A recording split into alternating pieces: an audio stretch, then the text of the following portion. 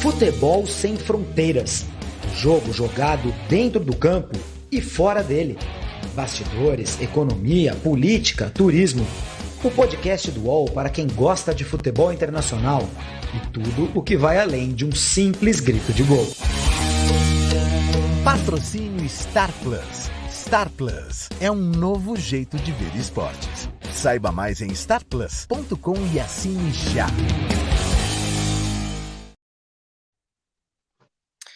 Muito bom dia, boa tarde, sejam bem-vindos ao podcast Futebol Sem Fronteiras, edição número 26. Hoje nós vamos falar do Derby de Manchester, o jogo entre United e City, que será realizado no próximo sábado pela Premier League.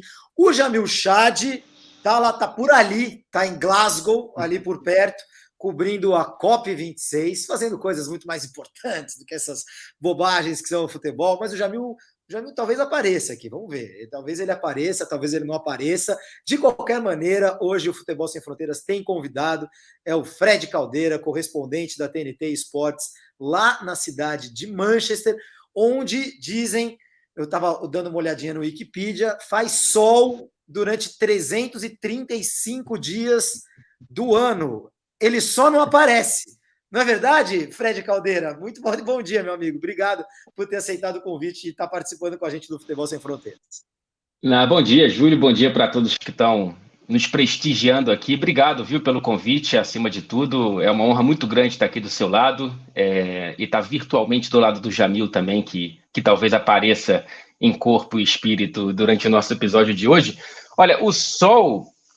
para quem está vendo por imagem, dá para ver que ele está agora na minha cara, brilhando. Então, assim, ele veio para tentar fingir que existe. Dá para ver ali no quadro também. Tá é hoje aqui, o dia, é isso? É hoje? Acho que é hoje um dos dias, mas eu estou olhando, à direita dele está vindo uma nuvem. Então, talvez sejam os últimos minutos nesse nosso começo de programa aqui. Manchester é uma cidade. A gente vai explorar bastante isso com o Fred ao longo do programa de hoje. Manchester é uma cidade muito bacana, mas realmente muito fria, muito chuvosa, né? A temperatura não é tão agradável. Tem muitas partes do norte da Europa que são assim. Eu estou sempre tirando sarro porque eu moro aqui no Brasil, né? Moro em São Paulo, e São Paulo chove bastante, mas faz bastante sol também. O clima não é um tema, né? Eu lembro quando eu cheguei em Madrid para estudar, cheguei para morar em Madrid, era no mês de outubro, justamente, tá fazendo agora aí, 2003 que eu cheguei, está fazendo 18 anos que eu cheguei lá em Madrid. E a turma lá do curso falava, pô, mas só chove, não sei o quê. E eu não estava dando muita bola. Ok, só chove, e daí? Não tem problema, eram alguns dias de chuva. O clima, eu percebi que o clima não era uma questão na minha vida, e era uma questão para todo mundo que estava lá, para os alemães, para os ingleses, para os italianos, para os franceses. E a gente no Brasil está habituado a viver com clima bom o ano inteiro, inverno ameno, verão quente. A gente não liga muito para isso, porque a gente tem isso, né? E aí não é a mesma coisa, né, Fred? Como é que você foi parar? Antes da gente falar do jogo, eu quero saber como é que você foi parar aí para ser correspondente da TNT. Então, só um parênteses rápido sobre o clima. Eu já acumulei vitamina D suficiente na minha existência de 20 e tantos anos no Rio de Janeiro. Então, assim, para viver o dia a dia, pode ser meio chocante para muita gente, eu prefiro o frio do que o calor. É claro que a chuva ela incomoda sempre, seja a chuva de verão do Rio de Janeiro, de São Paulo, ou seja a chuva de qualquer estação aqui em Manchester, mas o frio ele não me incomoda tanto. Hoje, por exemplo, está sol, céu azul, mas está 5 graus. E eu acho uma delícia um dia como esse, assim, prefiro do que 40 graus. Mas, enfim, não é uma questão para mim tanto o clima, mas evidentemente que quando eu vou escolher as raras férias, eu busco o sol, busco a praia, porque afinal de contas faz falta.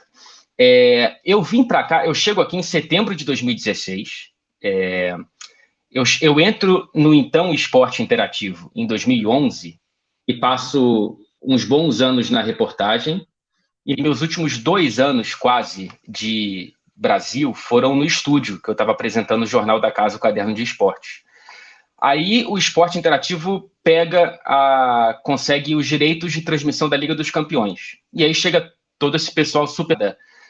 Clara Albuquerque, depois de mim ela chega na Itália, e aí eu vou na segunda temporada de Liga dos Campeões dentro do Esporte Interativo, eu tava uma vaga em qualquer canto que desse. Foi esse o papo que eu tive lá internamente, na empresa. Falei, cara, onde der, se der, eu estou disposto a ir. E aí me avisam num dia, Júlio, e uma semana depois eu piso em Manchester. Então eu tive uma semana para virar minha vida de cabeça para baixo. E eu chego aqui em setembro de 2016 e desde então tô sempre aqui em Manchester. 5 anos, né? 5 anos. 5 anos. E Manchester foi escolha. Por que Manchester e não Londres?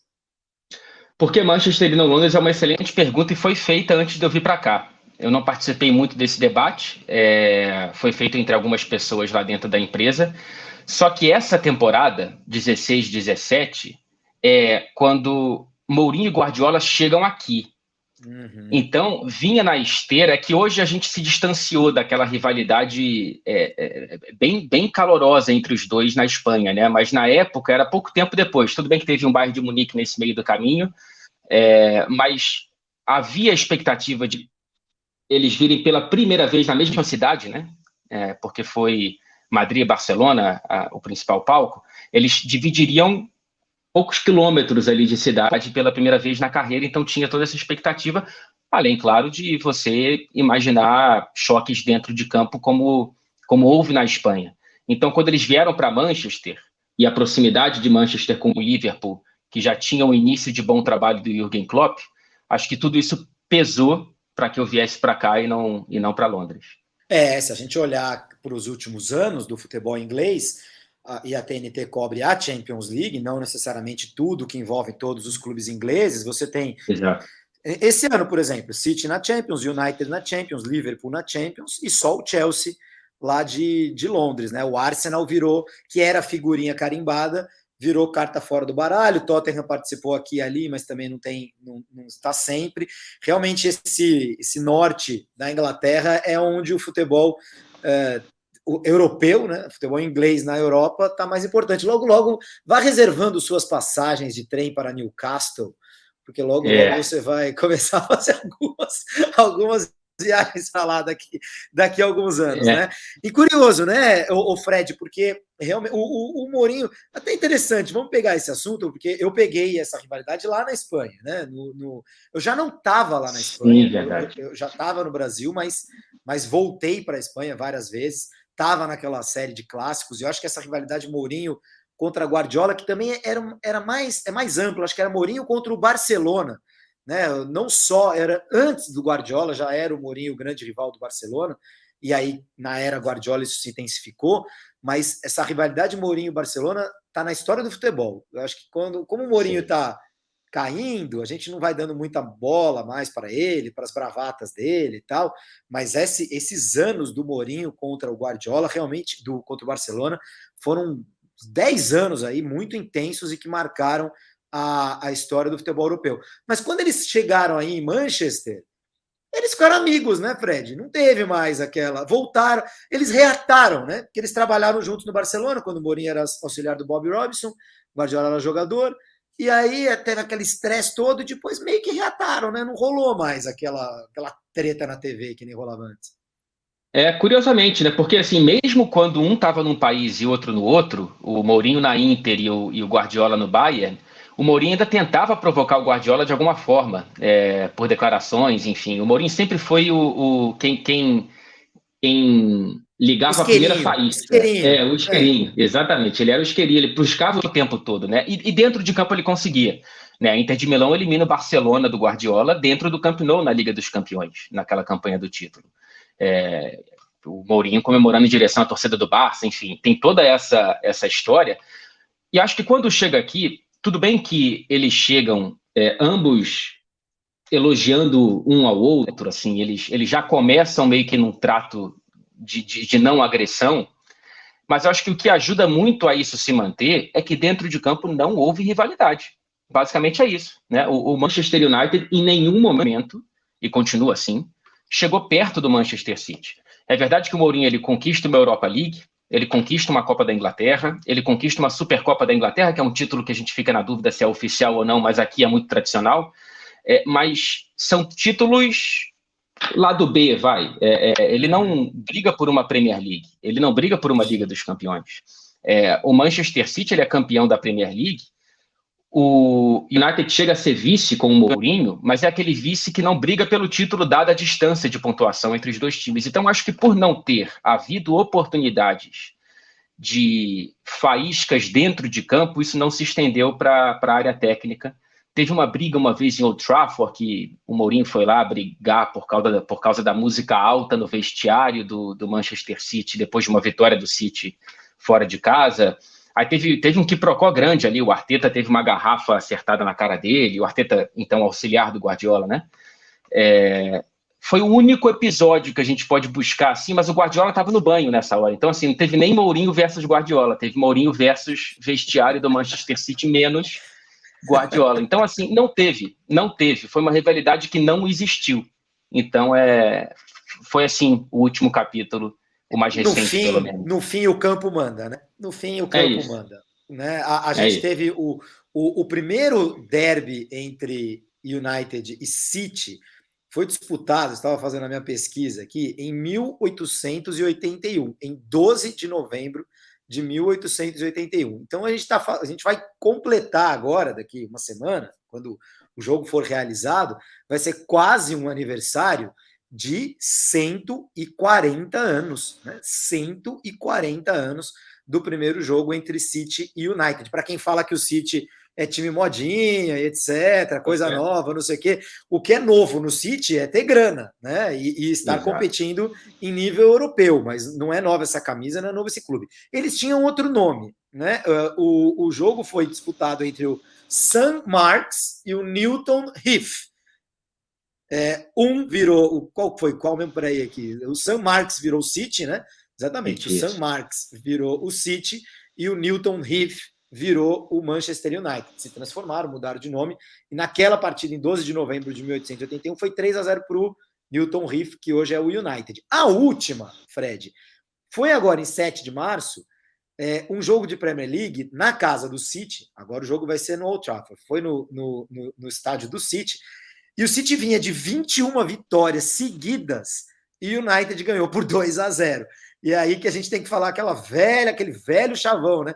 Clássico é clássico e vice-versa, né? Na hora H, a rivalidade ela acaba mandando. E eu quero engatar essa historinha na pergunta do Yuri Said, que está sempre com a gente aqui. Qual a diferença de tamanho entre os dois clubes na cidade? Porque, olhando de fora aqui, a gente que mora no Brasil, pessoas que moram em outros lugares do mundo, o United é gigante, o City não é. O City é uma coisa nova e tal. Mas como é a realidade deles dentro da cidade de Manchester, onde você vive e respira isso diariamente?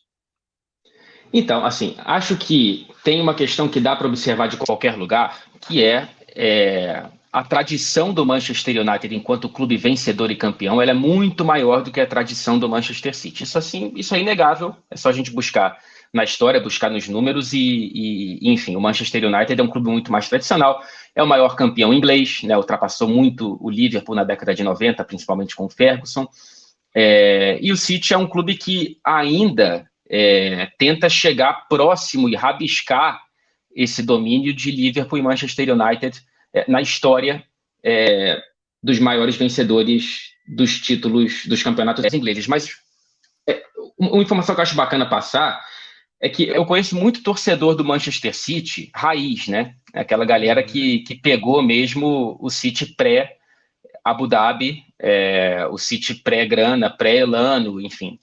Um time elevador, né? Caía, subia. Um clube elevador, né? Que tinha dificuldade para se manter na Premier League, né? Exato. Em 99, o City estava saindo da terceira divisão da Inglaterra. Em 99, assim.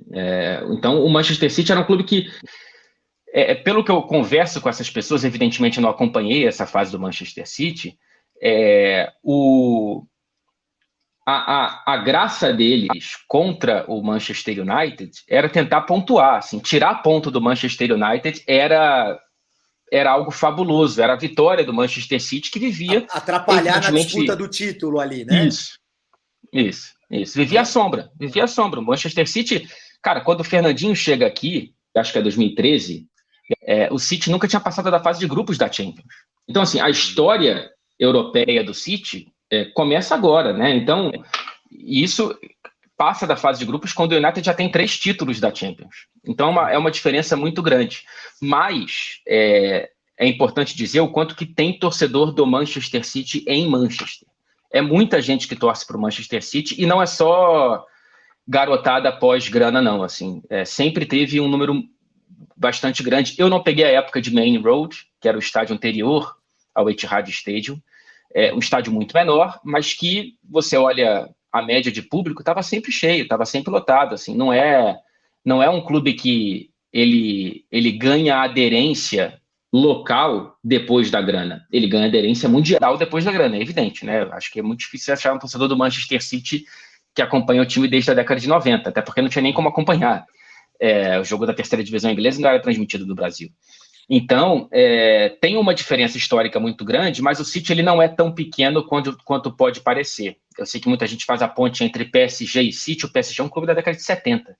O Manchester City, você já disse aí, quando que disputou o primeiro clássico com o United, tem quase 140 anos.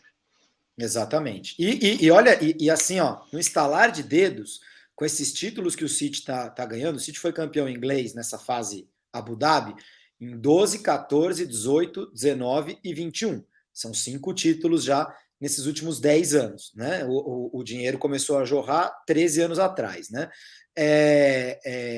De repente, já são 7 títulos. O United tem 20. Né? Então, assim, você já olha 20-7, puxa, mas peraí, era 20-2, né? Talvez 19-2, o United ganhou alguma coisa aí no caminho. Era uma não competição. Né? E hoje você já olha e fala, pô, se ganhar mais 3, aí um dia o Liverpool já teve um 18-5 contra o United, né? E de repente, nos 20 e tantos anos do Alex Ferguson, o United também, né, Fred? O United era uma camisa gigante na Inglaterra, europeia, mas também não era tão campeão assim. Tinha vencido uma Liga dos Campeões, mas não era tão campeão assim. Realmente é de 1990 para frente que o United se transforma num rolo compressor local europeu, e aí, como pega o futebol global, pega uma era da globalização, não só do futebol, mas do mundo global, é que o Manchester vira essa marca absurda, mas também não era, né? Todo mundo em algum momento começa, né, Fred? Ou acaba, como a minha querida portuguesa. Então, assim, as coisas acontecem, e de repente esse dinheiro do City... O Chelsea ninguém mais lembra que o dinheiro é do Abramovich, né? Pois é uma questão de tempo, né, para você se acostumar. Assim, eu entendo quem olha para o Manchester City e fala, petrodólares, né, é dinheiro que vem de uma outra ditadura, é importante dizer isso também, né? Sim. Abu Dhabi tem regras não tão absurdas quanto a Arábia Saudita, mas as leis também punem a população LGBT, também pune qualquer imprensa que seja dissonante do que o governo autoriza por lá. É uma monarquia absolutista também. Mas o distanciamento histórico ele vai suavizando essas impressões. É isso que você falou. O Chelsea não é mais um novo rico. O Chelsea é um rico. Ele era novo rico em 2003.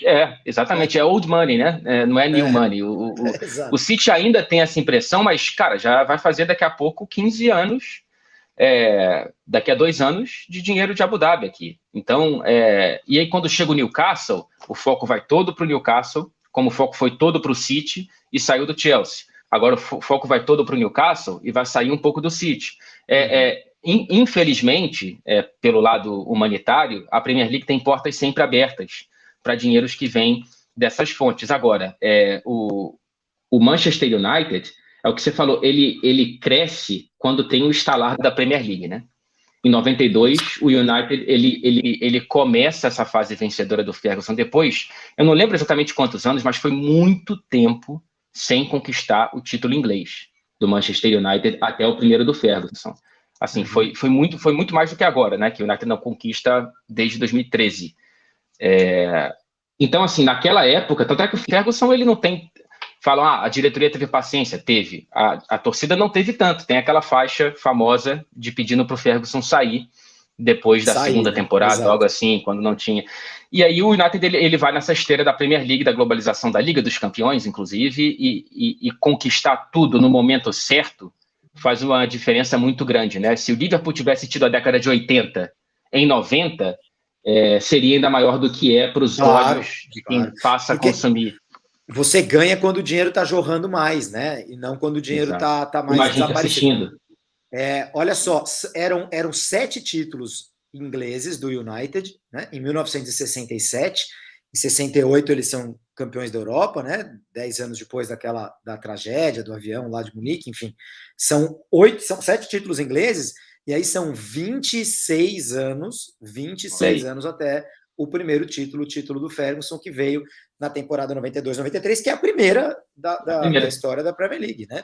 E aí o United ganhou 1, 2, 3, 4, 5, 6, 7, 8, 9, 10, 13. 11, 12, 13, né? São mais 13 entre 93 e 2013. Quer dizer, são 13 títulos em 20 anos. Mas antes disso, eram 7 em a vida inteira, né? Contra 18 do Liverpool. Contra 18 do Liverpool. Quando o United tinha 7 títulos ingleses, o City tinha 2. Era 7-2. E em 1960, e você falou, né? A história europeia do City está começando agora. A história europeia no mais alto nível, mas a gente não pode esquecer que em 1970 o City foi campeão da Recopa, né? Que não existe mais, a Copa de Ganhadores de Copa, a Recopa Europeia, que eram 3 competições, agora voltaram a ser 3, né? Mas era a Liga dos Campeões, a Recopa e a Copa da UEFA. E a Recopa era disputada entre os campeões das Copas. E o City foi campeão em 1970. Quando eu visitei o Museu do City, Fred, foi em 2008, 2009, 2008.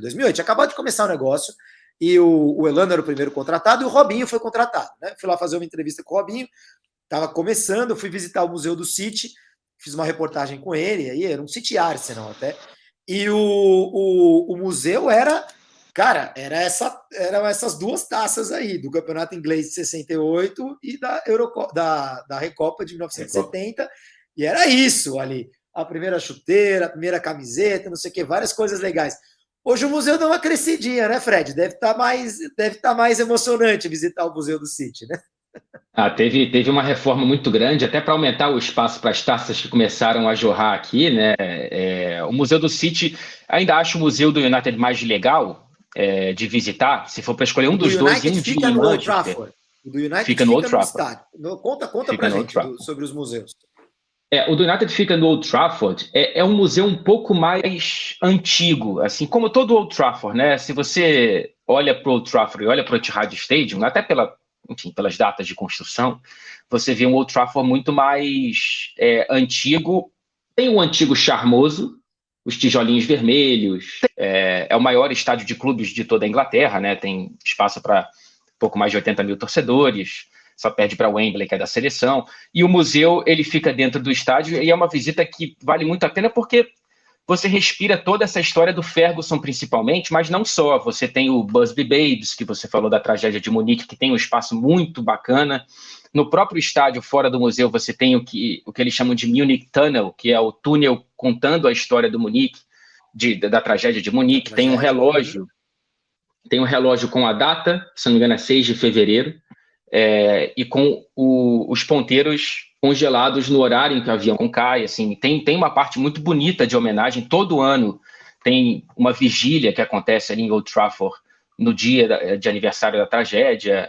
O museu é super bacana, passa por vários capítulos da história do Manchester United, e o do City é um museu que tem histórias muito mais frescas na nossa memória, né? É o que você falou, quando você visita em 2008, era quase nada, agora tem muita coisa, mas é muita coisa recente. É um museu mais moderno, porque ele foi construído mais recentemente, assim como o estádio é mais moderno do que o Old Trafford, mas acho que se você busca um pouco mais de charme, o do United ele vale um pouco mais a pena. O United é a história já contada, o City é uma história muito, muito mais impressão de andamento, né?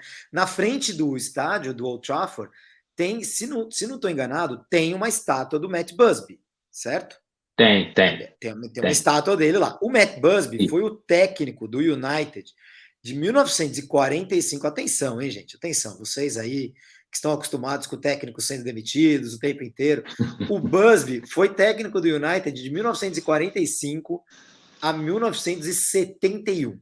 Fazendo uma pausa ali entre 69 e 70, saiu e voltou. Mas ele foi o técnico do United por, então vamos lá, 26 anos. 26 anos o cara foi técnico do United. O que muita gente não sabe é que o Busby jogou no City. Ele era jogador do City entre 1928 e 1936. 226 partidas com a camisa do City, para ser depois o grande técnico da história do United, até ser, eu não sei se substituído pelo Ferguson, acho que são os dois grandes momentos da história do United. Não necessariamente não necessariamente o Ferguson superou o Busby, que é escocês, né? Que era escocês. Enfim, olha assim que história, né?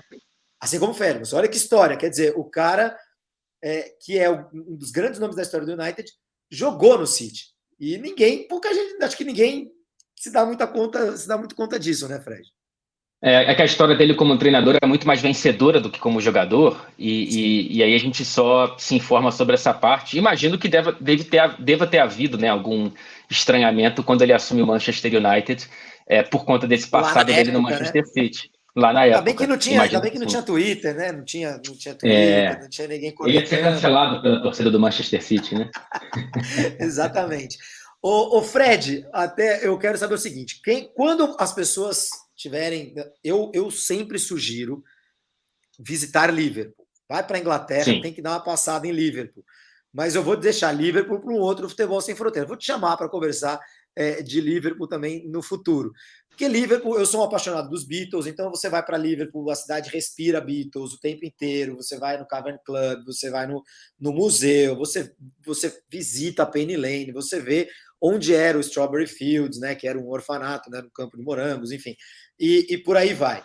E tem o museu, né, que é super, maravilhoso, o Museu dos Beatles, ali nas docas. Demais. Né? O Museu dos Beatles, exatamente. Fiz uma matéria com o Lucas Leiva lá, nossa, foi demais, foi muito legal. Pô, legal. Agora, quem vai para Manchester? Visita o quê, Fred? Quem vai passar ali 2 dias, o fim de semana em Manchester? O que tem para ver? Onde você leva os teus amigos, tua família?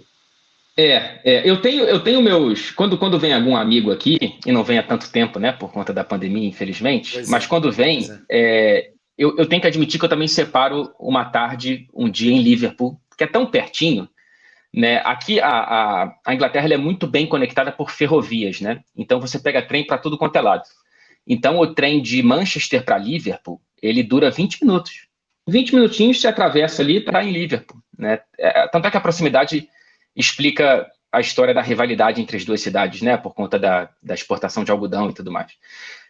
Quando eu estou em Manchester, tem alguns lugares que eu gosto. Fred, desculpa te cortar. É como se Liverpool fosse o porto de Manchester, né? Manchester é o berço da Revolução Industrial, por isso cresce também muito rápido. E Liverpool é a cidade que está ali, todo o escoamento de produção, tudo isso acontece ali. Isso é uma conurbação praticamente, né? Entre essas duas cidades não há quase separação, né? Tá tudo junto. Mas vamos lá. Desculpa te cortar. Não, nada, acho que é um ponto importante, vou até seguir nele, antes de entrar para Manchester, que a rivalidade entre United e Liverpool é estranho, né? Você pensar que a maior rivalidade do Liverpool não é o Everton e a maior rivalidade do United não é o City, né? Porque essa rivalidade ela é intermunicipal e não dentro das próprias cidades, né? Porque vem de antes do futebol, né? O Liverpool era o porto do algodão produzido em Manchester, até que teve uma discussão entre as duas cidades para entender quem ficava com qual fatia. Liverpool queria uma fatia maior do que Manchester estava dando, Manchester achava que não era justo, Manchester constrói um canal que mata a exportação por Liverpool, e aí Liverpool cria um ódio de Manchester que dura até hoje. Essa rivalidade ela é muito grande, muito viva mesmo, e essa rivalidade ela é absorvida pelo futebol, que também, claro, tem como razão a história vencedora dos dois clubes, né? Como eu disse, os dois maiores vencedores ingleses e também de competições europeias. Então, falando aqui de Manchester, se você gosta de rock, é claro que Beatles é a banda mais legal assim para você visitar aqui no norte a história. Manchester não tem Beatles, mas tem Oasis, tem Smiths, tem James, tem... Cara, se eu for aqui enumerar, tem várias bandas que eu posso... Tem Stone Roses, que é uma banda que eu adoro também. Tem várias bandas muito bacanas que nasceram daqui de Manchester, né? Manchester tem uma história musical muito rica. Não tem um Beatles, mas tem mais pluralidade de bandas médias para grandes, vai. A maior, evidentemente, é a Oasis, que também pega a esteira da globalização, mas antes você tem essas que eu falei aqui. E você tem lugares para você visitar em relação a essas bandas. Se você gosta muito de Oasis, você pode ir no bairro, que é aqui pertinho da minha casa, inclusive, onde nasceram os irmãos Gallagher. Se você gosta de Smiths, tem Salford Lads Club, que é um clube antigo, que é uma capa do álbum do Smiths e que está lá até hoje. Você pode tirar uma foto que vai simular a capa do álbum do Smiths. Tem detalhes assim, que você pode visitar. Tem um complexo que hoje é residencial, mas que ainda leva o nome da boate, dizem, mais louca que já existiu na Inglaterra, que chamava-se Hacienda, e que foi onde surge basicamente a onda rave, né, de música eletrônica. Inclusive Joy Division, que é outra banda maravilhosa de Manchester, vira New Order, que é um dos avós aí, da música eletrônica, e tocavam muito na Hacienda, que até hoje você tem o registro ali. Inclusive o City fez uma camisa recentemente inspirada na Hacienda. Então, assim, tem esses registros históricos que você pode visitar, e tem muito pub, né? Assim, tem meus pubs favoritos que eu levo a galera que vem me visitar. Você tem a história do futebol, que é muito rica. Você pode fazer tanto o tour do United quanto do City, quanto ir no Museu de Futebol Nacional, né? O principal museu de futebol de toda a Inglaterra fica aqui em Manchester. E é muito bom, muito bacana. Tem um acervo muito bacana, e tem exposições rotativas também, que são muito, muito legais de visitar. Teve uma do Pelé, 2 anos atrás, mais ou menos, que eu fui. Olha que legal, hein? Pois é. Assim, conheço o organizador lá das exposições, o curador, né, do museu, que é um cara super conectado no futebol brasileiro também. Então, tem esses... Agora, você vê, quando assim, para você fazer. Uma pena que quando eu estive em Manchester, eu não estive com o Fred Caldeira, porque esse roteiro todo realmente me animou muito mais para ir para Manchester. Quando eu fui, eu gostei de Manchester, mas eu lembro que eu fui num museu ali no centro. Você vai me ajudar, Fred? Era como se fosse uma cidade da ciência, assim. Isso, Science and Industry, isso. Isso, Science and, exatamente, ciência e indústria, né? Que conta a história da Revolução Industrial e tem muita coisa, já tinha muita coisa interativa, imagino que hoje tenha muito mais, e que é bem interessante, mas esse roteiro aí, pubs, rock and roll, me pareceu mais legal, mais no meu perfil. Salford, então, por favor, venha. Você vem, então, irei. A gente dá essa volta. Em algum momento eu irei. E Salford, que é Manchester, a gente fala de Greater Manchester, mas são várias cidadezinhas, né? Inclusive o estádio do United fica em Trafford, né? E tem Salford. Salford é uma das maiores universidades da Inglaterra, né? Uma cidade super para cima, a gente brincou do clima, da chuva e tal, mas tem muito agito em Manchester. Tem, cara, tem. Liverpool também tem uma universidade muito grande, muitos estudantes da Inglaterra inteira. Cara, Manchester é muito pulsante à noite, assim, é uma loucura, assim, se você não precisa vir no fim de semana certo, todo fim de semana você vai ver cenas que são divertidíssimas, assim, na rua, porque tem muito estudante, tem muita opção de balada, de bar e tudo mais, então tá sempre muito pulsante ali o centro de Manchester. Essa questão do United ficar em Trafford e não em Manchester, tecnicamente falando, é o que motiva aquele outdoor do Tevez, né? Quando o Tevez ele atravessa Manchester, ele sai do United para ir para o City tem essa ideia brilhante de provocação e faz um outdoor na divisa entre Trafford e Manchester, dizendo bem-vindo a Manchester, Tevez, porque tecnicamente ele não estava em Manchester, ele estava em Trafford, ele estava no United e foi para o City. Então, assim, é divertido você ver esses detalhes dessa rivalidade. Essa é genial, essa é muito boa, realmente, né? E mostra exatamente o que você falou, né? Quem é o dono da cidade, né? Quem é o clube da cidade, né? O City agora se sente empoderado para falar, não, Manchester sou eu, Manchester City, né?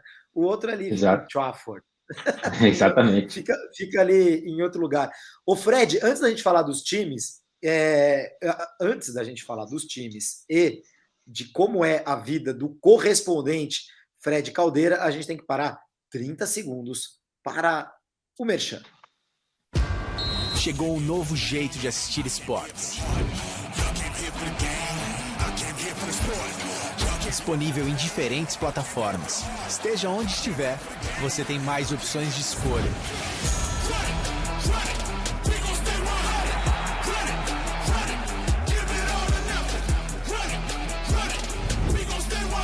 Porque no Star Plus você tem mais ESPN do que nunca. Já disponível.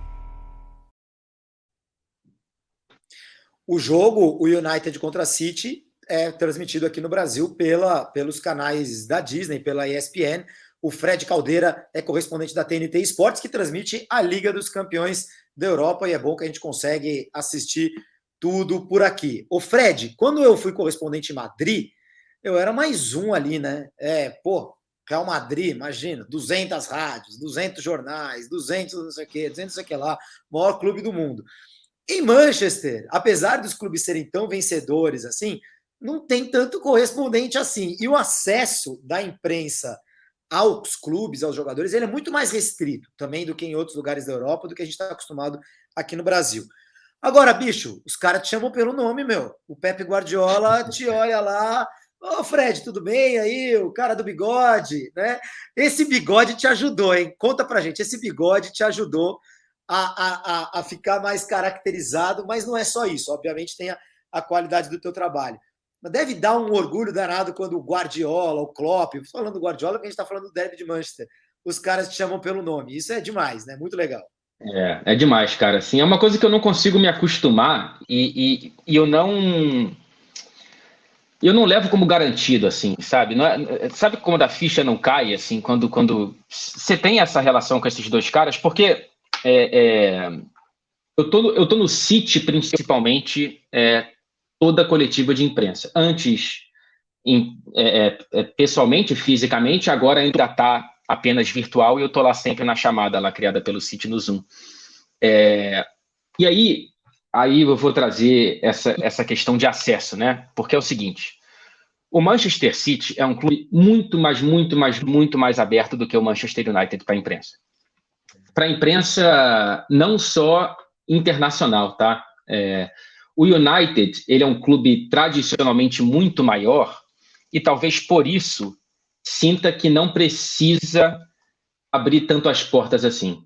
Meio que, vocês vão falar de mim mesmo? Então eu só deixo entrar quem eu quero. Isso é uma herança, pelo que eu converso com os jornalistas daqui, da época do Ferguson. O Ferguson, ele era um cara que tinha uma relação muito difícil com a imprensa. O Ferguson era um cara muito difícil, né? Eu falo era, porque como treinador, depois que ele se aposenta, ele ainda continua sendo meio mal-humorado e tal, mas ele não está numa posição em que ele está na linha de frente ali, né? Quando ele era treinador do Manchester United, o clube se fecha muito, inclusive para a imprensa local. Eu não tenho até hoje acesso à coletiva do Manchester United. Aqui o esquema os técnicos eles falam muito, sempre pré e pós jogos. Então você tem semanas em que eles falam 4 vezes quando tem 2 partidas, ou 6 vezes quando tem 3 partidas. Então eles estão sempre muito na coletiva de imprensa, e o Manchester United não abriu essa porta para mim. Eu só estou quando eu tenho os direitos econômicos de estar ali, que é na Liga dos Campeões. Uhum. Exatamente. Na Premier League, no fim de semana de Premier League, você não entra. Cara, que bizarro, hein? Mas que bizarro. Meu Deus, eu imagino que você já deve ter xingado todo mundo, mandado carta, pedido, de boa, de ruim, etc. Que coisa bizarra, né? Na Inglaterra... Mas é muito particular do Manchester United, viu, Júlio? Mas é curioso, porque lá em Londres, o Chelsea... Bom, no meu tempo, não sei se isso mudou, o Chelsea também era muito mais aberto do que o Arsenal, do que o Tottenham, etc. E tal. Parece que esses clubes que entraram, né, viraram, entenderam que precisavam ser globais, etc., e tiveram essa percepção, enquanto os outros continuam vivendo num passado distante ali. Né? É exatamente isso. Acho que o Manchester United tem muitos pés ainda no século XX, inclusive nessa maneira de lidar com a imprensa internacional. É um clube que tem muita torcida em todo lugar do mundo e sabe explorar comercialmente isso muito bem. Mas eu acho que na relação com a imprensa ainda é muito local, assim. Vamos dar vaga para o jornalista do jornal de Manchester, para o repórter do Telegraph, do Guardian, mas não vamos dar acesso para quem não tem direitos econômicos de estar aqui e não é um repórter inglês.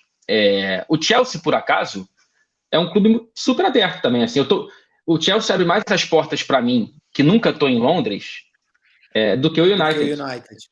É curiosíssimo. Assim. E por outro lado, o City, aí você pode argumentar que é pela necessidade de crescer, né? E beleza, acho que é super justo isso. Já é um clube muito mais convidativo, assim. O City, eu chego em Manchester perdido, tá, Júlio? E Perdidaço. curioso, porque o Guardiola, especificamente o Guardiola, não é, né? Nunca foi Não um é, cara aberto a entrevistas, a papo com a imprensa, etc e tal. Mas ele não é. também, acho que assim, a gente passou a ver muito mais entrevistas do Guardiola recentemente. Deve ser por causa disso que você vai contar pra gente sobre o City. E também pelo contrato da Premier League. O contrato da Premier League é caro. A Premier League recebe muito bem para ceder os direitos de transmissão, e com isso vem um pacote de entrevistas. Então, o Guardiola ele é contratualmente obrigado a dar entrevistas exclusivas. O Bielsa está fazendo isso. O Bielsa ele nunca deu entrevista exclusiva na carreira dele. Tem E que aqui falar, né? tem que falar. E é engraçado que ele fala, não é exclusivo, isso aqui é só uma conversa entre técnico e treinador. Ele não admite que é uma entrevista exclusiva, já que ele é conceitualmente contra essa ideia, né? E o Guardiola também teve que se curvar a esses contratos. O City... Você falou, quando você chegou, você estava contando, quando você chegou... Isso. Eu estava perdido, assim, não sabia por onde começar. Mais uma vez, já tive uma semana para mudar minha vida de cabeça para baixo. Então eu falo, cara, o que eu vou fazer? Comprando um guarda-chuva. Exatamente, era um dos principais. Tanto é que eu chego na Inglaterra, cara, eu não chego direto em Manchester, eu chego na Inglaterra do Brasil, em Londres, cubro um jogo do Arsenal pela Liga dos Campeões, depois vou para Leicester, cubro um jogo do Leicester, e só depois eu chego em Manchester. Para chegar, de fato, assim. Então foi muito nessa correria. E aí eu mando um e-mail para os dois clubes locais, e mando para o Liverpool também, e o único que me responde, a princípio, é o City. O City é o único clube de toda a Premier League que contratou um assessor de imprensa para lidar com a mídia internacional. Uhum. É o único. Nenhum outro clube da Premier League tem um cara especificamente para conversar com os jornalistas que não são da Inglaterra. É o Carlos Vicente, que fala um português perfeito. Ele é catalão. Então ele vem nessa leva Guardiola também. Ele começa como tradutor do Guardiola e depois que o Guardiola, evidentemente, aprende rápido inglês, ele é puxado para fazer essa assessoria de imprensa. Então o Carlos, ele me recebe muito bem e Júlio, na segunda semana eu estava dentro do Manchester City na coletiva do Pep Guardiola, assim. E é uma coisa que eu falo como se fosse chocante, mas na verdade deveria ser obrigação do clube fazer isso. Eu estava vindo como correspondente de uma TV que estava transmitindo a Liga dos Campeões, onde estava o Manchester City, o Manchester United e o Liverpool. Que ninguém conhecia, porque na Europa ninguém conhecia o nome, esporte interativo e tal, não sei o quê. Então era uma coisa realmente nova para todo mundo. Né? Sim, exatamente. E o City ele abre essas portas e aí eu começo essa proximidade com o Pep Guardiola de estar ali e depois de um bom tempo me atrever a começar a perguntar e depois de um bom tempo me atrever a começar a perguntar mais como jornalista e menos como fã. Porque tem esse processo, né, que você tá... Claro. Você passou, né, em Madrid, você está de frente com esses caras que você só via pelo videogame, pela TV, e você fica meio balançado ali no começo, né? Então, o Liverpool também é um clube mais aberto do que o United, menos que o Manchester City, então ele está numa posição intermediária em termos de abertura para o meu trabalho. Mas aí o Klopp deve estar ajudando muito, né? Nesse sentido, que é um cara muito diferente. É um cara muito... E é quem faz essa brincadeira que o Cláudio está fazendo aí, ó, quando te vê, sempre fala, ó, o cara do Narcos aí. É a segunda que ele manda dessa, né? Ele tá tentando, de toda forma, passar a perna no Wagner Moura e me colocar como o novo Pablo Escobar na série Narcos. Exatamente. O Fred, a gente está andando no tempo aqui, eu estou preocupado com o tempo, eu quero falar do jogo. A pergunta do Marcelo Oliveira. Se o City der uma goleada, cai o professor Pardal, que é o Solskjaer. E aí, eu vou emendar aqui na do Leandro Figueiredo, como o Fred pensa que o Ole vai montar o time do United para esse Manchester Derby. Ô Fred, eu emendo essa pergunta dos dois aí, né? Se cai ou se não cai, como que o Solskjaer vai montar o time, fazendo uma minha. Aqui no Brasil, a gente está tão habituado, eu não sei se é ovo ou galinha, cara. Eu não sei se os dirigentes mandam tanto técnico embora porque o jornalismo, a imprensa, as rádios e não sei o quê, falam muito sobre isso, ou se nós falamos muito sobre isso porque os técnicos mandam muita gente embora. Porque, assim, desde que começou a temporada, aqui em toda a transmissão de jogo do United, seja na TNT, seja na ESPN, qualquer lugar, você vê nas redes sociais, vai cair o Solskjaer, não sei o quê, se perder, cai. A impressão que eu tenho é que isso não condiz com a realidade do que está acontecendo aí.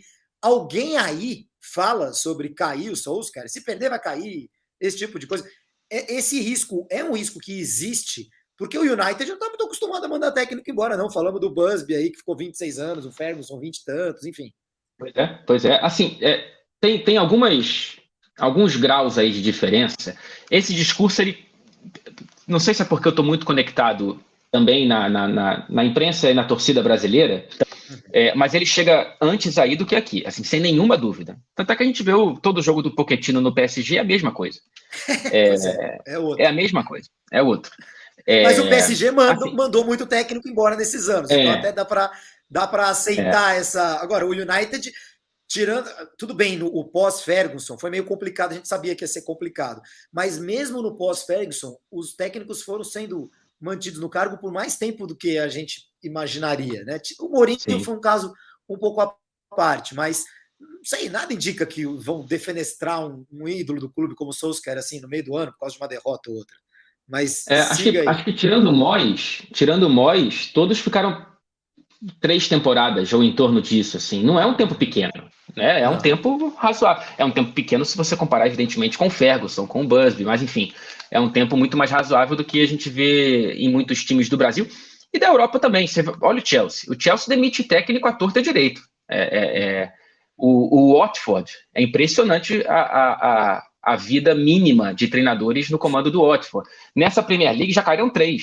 E a gente está chegando no 3º mês da temporada, né? Então, assim, essa pressa, ela também existe aqui, é menor do que a do Brasil, evidentemente. Eu também fico nessa dúvida que você tem de ovo ou a galinha, né? Onde que começa.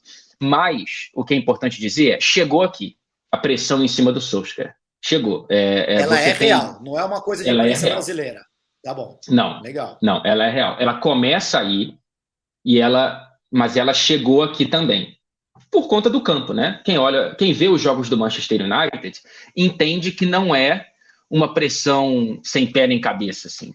O Manchester United hoje, se você coloca uma lupa, você não vê um mínimo de futebol coletivo ali. É impressionante a pobreza coletiva e tática do Manchester United. Vamos lá. O United, ele tem uma questão que é dentro do clube e fora do clube. O que me parece, fora do clube, não tem quase ninguém que ainda ache que o Solskjaer é o cara certo para esse momento do Manchester United. Você pega até aqui tem muito ex-jogador como comentarista, mais do que no Brasil, inclusive.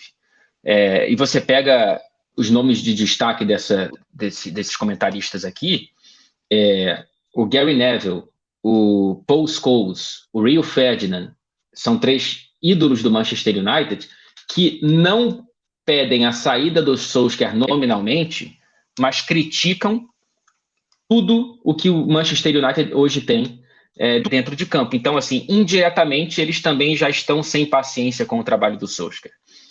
Só que isso não chegou no Old Trafford ainda. A torcida que vai ao Old Trafford, ela não pede a cabeça do Solskjaer, porque historicamente a torcida do Manchester United não é assim. Ela não pediu a cabeça do Moyes, não pediu a cabeça do Van Gaal e não pediu a cabeça do Mourinho. E não vai pedir muito menos a cabeça de um cara que é ídolo como jogador, diferentemente dos outros 3. Então, assim, eu acho... Aquele gol, né? Que meteu aquele gol de 99. Aquele gol. Aquela final da Champions. Enfim, não é um qualquer. Não é um qualquer. Não. E ele gostava disso. Ele era um power sub, né? Ele era um cara que entrava, saía do banco e fazia gols e fez aquele, né? Então, o Solskjaer tem uma história muito rica. Ele dividiu o vestiário, por exemplo, com o Cristiano Ronaldo por várias temporadas no fim da carreira dele, quando o Ronaldo chegou aqui, agora eles estão juntos mais uma vez em posições diferentes. Se ele vai cair em caso de um atropelo do Manchester City, parecido com o atropelo do Liverpool, eu acho que tem uma chance sim, principalmente porque a gente está chegando numa data FIFA, né? Se demitisse o Solskjaer antes do jogo contra o Tottenham, depois da goleada para o Liverpool, o cara já ia chegar tendo Tottenham, Atalanta e City para jogar em uma semana. Agora o cara teria 2 semanas para preparar, 1 semana, 10 dias, para preparar o time, por mais que sem as grandes estrelas. Eu acho que o timing, ele tá um pouco melhor agora, se isso acontecer. Mas perdeu o Antônio Conte. O Antônio Conte era o grande nome. E aí ele foi pro Tottenham. Então, assim, vai demitir o Solskjaer para trazer quem? As notícias que vêm da Espanha são de que o Zidane não está muito animado para vir para a Premier League nesse momento da carreira. Então você vai trazer quem? É difícil a situação, não é tão simples. Acho que o United deixou o bonde do Conte passar. Tá cheio de bom técnico, né? Mas vai arriscar lá o Nuno Espírito Santo, que acabou de ser demitido, um aquele. Eu acho até que o United nem deixa de ser um clube com o perfil de arriscar algum nome. Não teria problema, só que no começo da temporada, né? Não no meio desse jeito, né? No meio, eu não consigo ver muito. Mas a água tá batendo no bumbum do Solskjaer, então. Você vê que assim, se tomar uma piaba agora, sábado, pode ser. Você não se surpreenderia. Eu acho que eu me surpreenderia, mas eu não acho impossível. Eu não acho impossível. Depois, cara, assim, ele pode tomar 7-0 do Manchester City, tá? Em Old Trafford. Não é pior do que tomar 5-0 do Liverpool. Pois é, já pior que tá, não fica, né? Pior que dá, não fica. Acho que a única coisa que pode fazer com que essa goleada ressoe, instale uma crise maior, é porque vai ser a segunda em pouco tempo. Poucos dias, Exatamente, mas o peso de tomar uma goleada do Liverpool em Old Trafford, a maior que o Liverpool aplicou no United desde 1920 e tanto, é muito maior do que tomar uma goleada para o Manchester City. A questão é tomá-las em sequência e logo antes de uma data FIFA. Então acho que pode, é improvável, mas não é impossível. Pode causar uma mudança. Você noticiou, você era o cara que estava noticiando, a gente estava todo mundo acompanhando aqui no Brasil, né? O Cristiano Ronaldo vai para o City, vai para o United e tal. Eu concordo com o tom que você adotou na época. Eu nunca consegui ver o Cristiano Ronaldo no City. Para mim era um balão de ensaio ali, que não sei de onde estava vindo, mas era algo que talvez estivesse preparando justamente o terreno para o que efetivamente aconteceu, que foi ele desembarcar no United. Agora, quem imaginava, Fred, que o Cristiano Ronaldo ia desembarcar desse jeito? Porque quando a gente acha que já viu de tudo, ele sempre nos surpreende. Nesse momento, é o CR7 contra a Rapa, né, meu? Contra os jogadores, o time dele e o outro. Não, ele é impressionante o que ele tem feito, assim. Especialmente na Liga dos Campeões, são 5 gols em 4 jogos, sendo que não são 4 jogos inteiros, que o Solskjaer substitui ele no segundo tempo da estreia contra o Young Boys, e eu tava lá. Ninguém entendeu muita coisa, tudo bem que estava com um homem a menos, mas enfim, ele aprendeu que não dá para tirar o Ronaldo, tanto é que ele só faz gols em acréscimo. Acho que ele aprendeu a lição. Acho que ele aprendeu a lição. Dos outros 4 gols, 3 foram em acréscimos do segundo tempo, né? Assim, é uma coisa muito potente. O roteiro do Manchester United nessa Liga dos Campeões, ele é divertidíssimo para quem não é torcedor do Manchester United. E para o Cristiano Ronaldo. Né? Você ter o Ronaldo fazendo o 5º gol de um 5-0 é diferente de você ter um Cristiano Ronaldo fazendo o 3º gol de uma virada de 3-2 depois de sair perdendo por 2-0. O roteiro levanta muito mais o nome do Cristiano, porque agora a manchete é Cristiano salva Solskjaer até a próxima semana, que ele salva de novo. Então, assim, pro Cristiano, se você olhar, né, o futebol é um esporte coletivo, mas a individualidade do Cristiano, esse roteiro está sendo maravilhoso para ele, porque assim, se não fosse o Ronaldo, o United, em vez de líder, era a lanterna do grupo da Liga dos Campeões. Estava virtualmente eliminado. Virtualmente eliminado. Como disse meu amigo Thiago Arantes, parece que os caras combinaram ali, eles querem derrubar o Solskjaer, mas esqueceram de combinar com o Cristiano Ronaldo, e o Cristiano Ronaldo fica salvando cartas. Esses caras, o Cristiano Guardiola, circulam pela cidade, Fred? Frequentam restaurantes, esse tipo de coisa? Você já bateu com algum deles, assim, em algum lugar? Assim, tem algumas histórias, não com nomes como esses, né? Eu não sei onde o Cristiano está morando, mas eu suspeito que ele esteja morando na área onde a maior parte dos futebolistas moram, que é fora da cidade, aqui mais para o sul de Manchester, numa área, enfim, né, evidentemente de mansões. Uhum. Lá moram os jogadores, moram os treinadores, até hoje mora o Ferguson, até hoje o Rooney tem casa lá, então assim, é uma área... Irmãos Gallagher. Os irmãos Gallagher, por sinal, eles moram em Londres. Tá bom. Eles moram em Londres. Eles fizeram Eles traíram o norte da Inglaterra, também tem essa rivalidade com Londres, né? Mas, enfim, é onde essa galera mora. Mas, curiosamente, aí tem 2 episódios que são bacanas de contar. O Guardiola, ele escolhe morar no centro da cidade. E essa opção dele quase faz com que ele não assine com o Manchester City, porque quando ele sai do Bayern de Munique, ele morava no centro de Munique, mas Munique é uma cidade muito maior do que Manchester e tinha mais opções de casas do padrão do Guardiola do que Manchester. Então, quando ele fala que quer morar no centro, o clube se desespera, porque fala, cara, não tem no centro de Manchester nada desse padrão para você. Aí ele fala, beleza, então, assim. Então ele fica um tempo, o meio campo que eles conseguiram acertar foi, alugamos uma cobertura para você, enquanto a gente constrói uma outra cobertura do seu padrão. Então foi isso, assim, a primeira temporada, acho que ou menos do que isso, ele fica num lugar alugado pelo clube, enquanto o clube construía um apartamento para ele também no centro de Manchester. Ele mora ali mais ou menos na divisa que eu estava falando do outdoor do Tevez, entre Trafford e Manchester. Então ele é uma exceção, ele mora no centro, não esbarro com ele, infelizmente nunca esbarrei, já esbarrei com Gary Neville, mas tinha, até antes da pandemia, infelizmente fechou por conta da pandemia, um restaurante de tapas espanhóis do Juan Mata. Ele ia bastante, né? Era ali que eles iam, dos 2 times, tá? Então eu já fui lá algumas vezes, porque a comida era boa, e, enfim, era um lugar bacana de você estar, e já cansei de ver o próprio Mata, o David De Gea, o Agüero, o Guardiola, o staff desses 2 clubes, os caras comendo juntos ali. Tinha um andar, o subsolo, que era mais para eles, né? Nós, meros mortais, ficávamos em outro andar, mas de vez em quando você esbarrava com esses caras lá. Então, de vez em quando dá para você esbarrar com essas pessoas, mas não é tão comum assim, infelizmente. Eu lembro que o Elano me levou numa churrascaria brasileira lá, de rodízio, não sei se existe ainda. Tem o Bem Brasil, e tem a Fazenda, que é um pouco mais carinha, assim. Era uma bem no centro. Acho que era Bem Brasil o nome. E, Fred, para a gente acabar, a impressão que a gente tem em termos de bola é que o United não tem o que o City tem, que é o jogo coletivo, jogo muito forte, que funciona, independente, né, técnico e etc.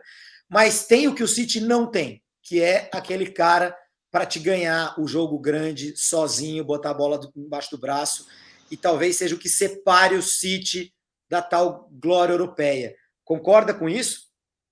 Concordo com isso, sim. Acho que a final da Liga dos Campeões passada acaba acontecendo nenhum nem outro, né? O City coletivo, envolvente e muito bem aplicado taticamente, ele não entra em campo na cidade do Porto contra o Chelsea. E aí também não tem nenhum jogador para... Não tem.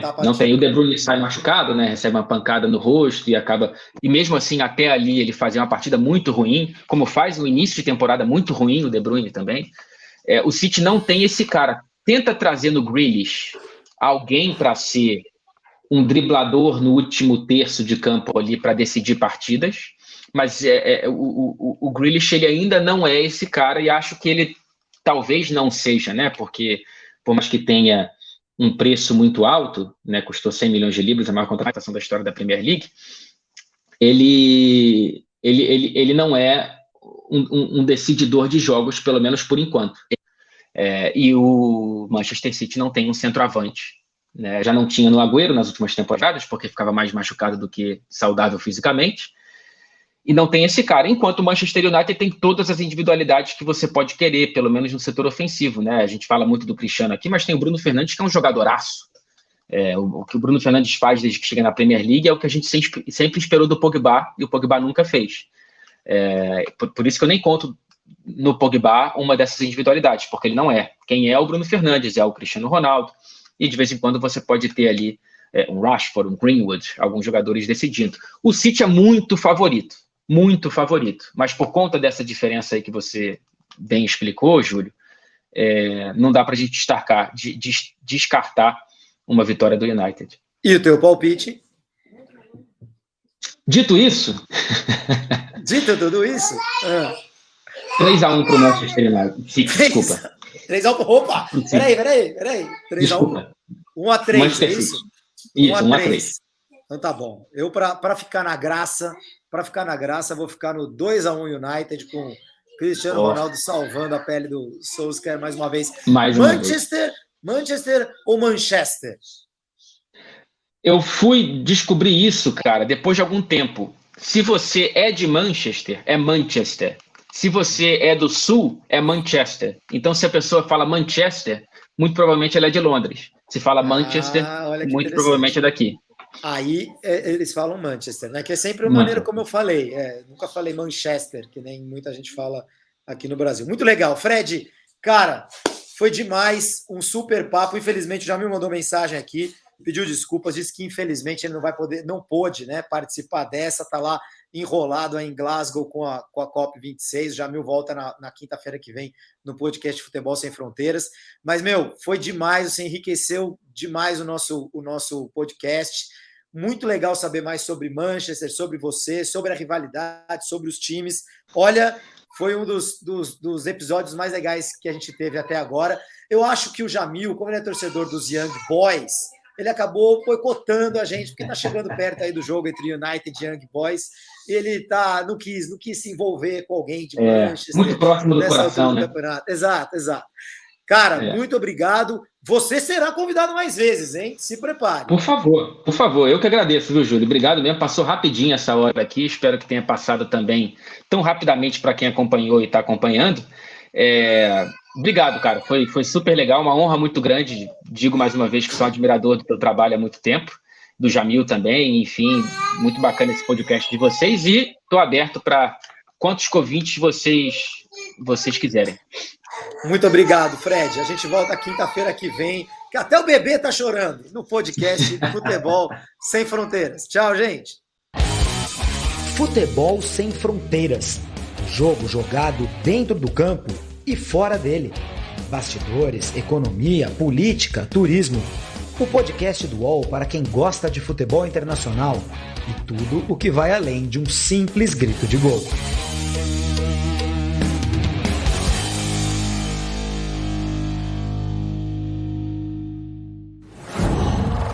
UOL.